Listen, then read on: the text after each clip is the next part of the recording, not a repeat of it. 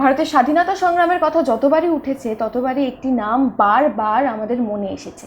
তিনি সমগ্র ভারতবাসীর গর্ব এবং তার মৃত্যু আজও আমাদের কাছে একটি রহস্য।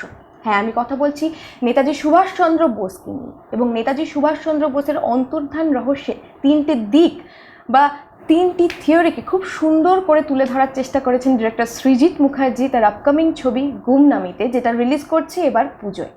আমি জানি যে তোমরা ভীষণ এক্সাইটেড গুমনামি নিয়ে, আর আজকে fresh movie of the month Gumnaami নিয়ে আড্ডা দিতে চলেছি আমরা। এবং আমার সঙ্গে আমি পেয়ে গেছি ডিরেক্টর সৃজিত দা, তনুশ্রীদি এবং প্রসেনজিৎ দাকে।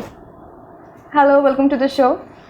প্রথমেই সৃজিত, তোমার কাছে চলে যাব যে আমাদের দেশের এত বড় একজন ফ্রিডম ফাইটার, তাকে নিয়ে ছবি করাটা এবং তার মৃত্যু নিয়ে সবসময়ই নানা রকমের তর্ক বিতর্ক লেগেই থাকে। তো সেই প্রশ্নটা আবার আমাদের সামনে তুলে ধরাটা কতটা সাহস দরকার এবং কতটা চ্যালেঞ্জিং ছিল তোমার কাছে? হ্যাঁ, সাহসের তো একটা জায়গা আছেই, কারণ এই বিষয় নিয়ে বহু বছর কেন কোনো দিনই কোনো ছবি হয়নি। আজ অবধি নেতাজিকে নিয়ে যা ছবি হয়েছে তার জীবন নিয়ে হয়েছে, কিন্তু যেখানেই তার অন্তর্ধানের প্রশ্ন এসছে, সেটা ছবি হোক বা ইতিহাসের পাতাই হোক, সেখানে আমরা ওই তিনটে প্রশ্নবোধক চিহ্নই রেখে দিয়েছি। এই ধোঁয়াশা রেখে দেওয়ার পেছনে কিন্তু একটা খুব সুপরিকল্পিত সমীকরণ আমার মনে হয় কাজ করেছে।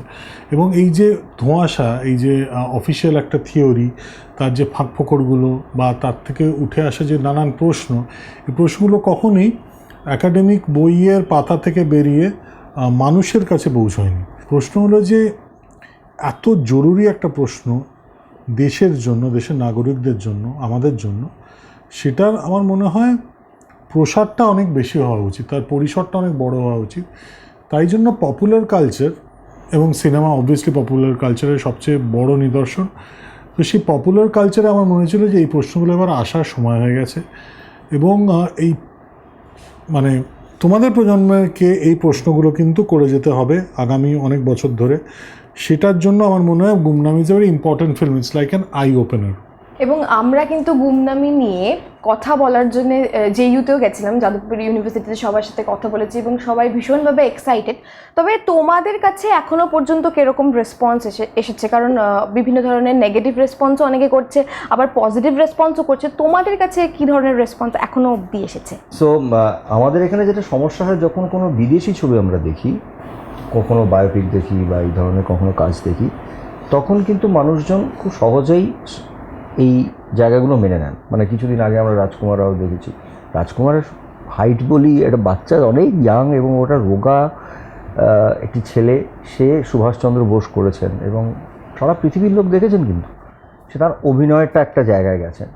আমাদের এখানে এইগুলো নিয়ে কিছু মানুষ প্রশ্ন তোলেন, কিন্তু আমি ওভারঅল বলছি, আমাদের টিজার বেরোনোর পরে আমার ভয় তো ছিলই, কিন্তু টিজার বেরোনোর পরে বা ট্রেলার বেরোনোর পরে বা গান বেরোনোর পরে ওভারঅল মানুষের কাছে রিয়াকশান কিন্তু খুব পজিটিভ। সো এখানে এই গুমনামি ছবিটার মধ্যে আমার যেটা বারবার মনে হয়, এটা পুজোয় আসছে, 2 অক্টোবর রিলিজ করছে, সব কিছুর বাইরেও আগামী বেশ কিছু বছর কিন্তু এই ছবিটা নিয়ে একটা তর্ক বিতর্ক চলবে, এটা কিন্তু থেমে থাকবে না। এবং আমার মনে হয় যে বিভিন্ন ছবির মাধ্যমে এক্স্যাক্টলি বিভিন্ন ছবি এর পরেও যখন নেতাজি রিলেটেড ছবি হবে বা হয়তো গান্ধীজি রিলেটেড ছবি হবে, অলওয়েজ এই ছবিটার নামটা আসবে।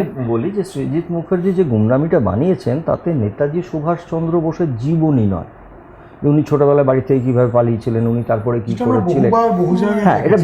সো আমি বলতে চাই, এই লোকটা আমি যদি সৃজিত মুখার্জি হতাম, আমি অ্যাজ এ ডিরেক্টর ভাবতেই পারতাম যে আমি নেতাজি সুভাষচন্দ্র বোস মতো সাজাবোই না লোকটাকে।